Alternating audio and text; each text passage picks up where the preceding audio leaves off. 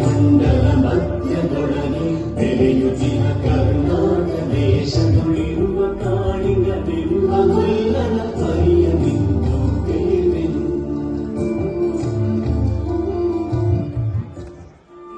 ಗೆಳೆಯ ಮಾವಿನ ಮರದ ಕೆಳಗೆ ಕೊಡಗನೂರುತಗೊಳ್ಳದೌಡನು ಮನಸ್ಸಿನಿಂದ ಗುರುಗಳನ್ನು ಬಳಿಗೆ ಕರೆದನು ಮನುಷ್ಯನೇ.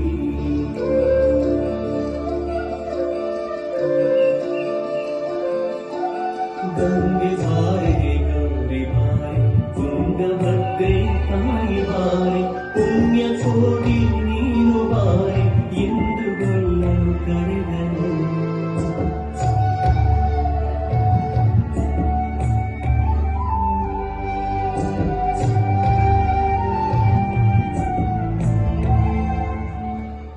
ಗೊಲ್ಲ ಕರೆದ ದನಿಯ ಕೇಳಿ ಎಲ್ಲ ಹಸುಗಳು ಬಂದು ನಿಂತು ಚಲಿಸೂಸಿ ಹಾಲು ಕರೆಯಲು ಅಲ್ಲಿ ತುಂಬಿತು ಬಿಂದಿಗೆ. ಸತ್ಯದೇ ಭಗವಂತನಿಂದ ಪುಣ್ಯ ಕೋಟಿಯ ಕಥೆ.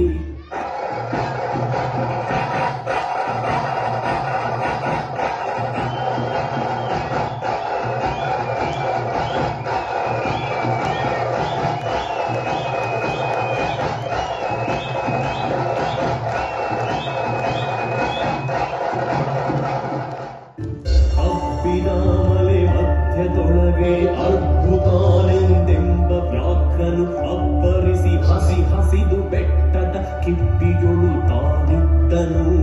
ಸಿಡಿದು ರೋಷದಿ ಮೊರೆಯುತ್ತಾ ಹುಲಿ ಗುಡುಗುಡಿಸಿ ಹೋರಿಡುತ್ತ ಚಂಗನೆ ತುಡುಕಲೆ ನಗಿದ ರಭಸ ಕಂಜಿ ಚದುರಿ ಹೋದವು ಹಸುಗಳು.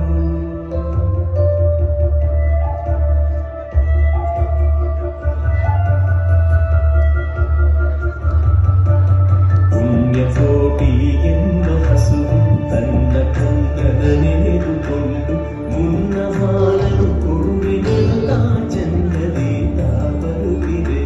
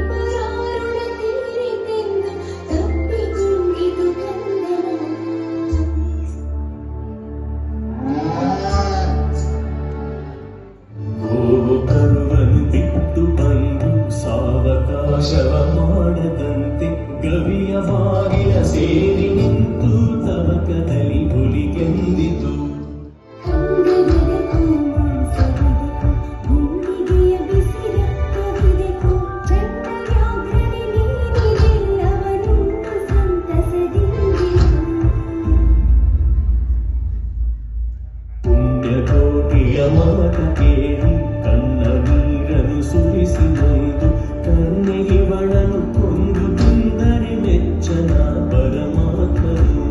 ಕನ್ನೆಯವಳನ್ನು ಕೊಂದು ತಿಂದರೆ ಮೆಚ್ಚನ ಪರಮಾತ್ಮನು. ಎನ್ನ ಬುಡ ಹುಟ್ಟಕ್ಕ ನೀನು ನಿನ್ನ ಕೊಂದು ಏನ ಪಡೆವೆನು ಎನ್ನುತ್ತಾ ಹುಲಿ ಹಾರಿ ನೆಗೆದು ತನ್ನ ಪ್ರಾಣವ ಬಿಟ್ಟಿತು.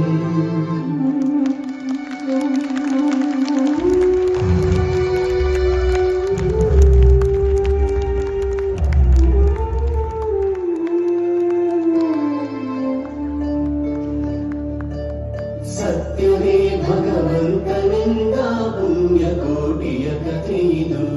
ಸತ್ಯವೇ ಭಗವಂತನಿಂದ ಪುಣ್ಯಕೋಟಿಯ ಕಥೆಯಿದು.